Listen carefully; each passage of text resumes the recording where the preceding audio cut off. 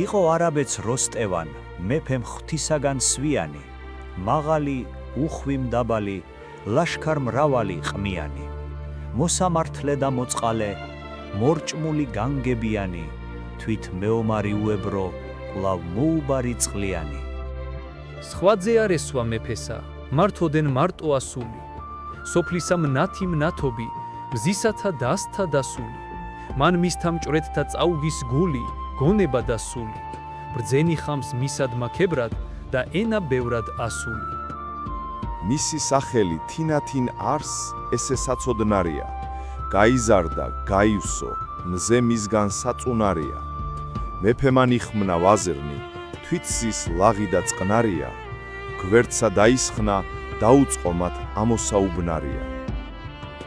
ავთანდილიყო სპასპეტი, ძე ამირ სპასალარისა, საროსამ ჯობი ნაზარდი, მსგავსი მზისა და მთვარისა.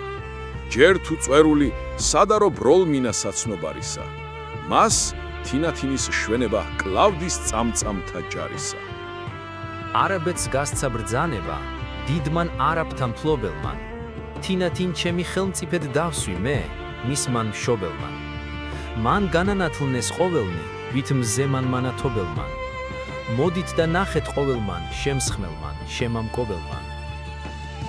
თუცა ქალია, ხელმწიფეთ მართ ღმრთისა დანაბადია. არ გათნევთ, იცის მეფობა, უთქვენოდ გვითქმამს კლადია. შუქთა მისთაებრ საქმეცა, მისი მზებრ განაცხადია. ლეკვი ლომისა სწორია, ძუ იყოს, თუნდა ხვადია. მეფეთაში გან სიუხვე, ვით ედემს ალვარგულია. უხვსა მორჩილობს ყოველი, იგიცა, ვინ ორგულია. სმაჭამა დიდად შესარგი, დება რა სავარგულია. რასაცა გასცემ, შენია, რას არა, დაკარგულია.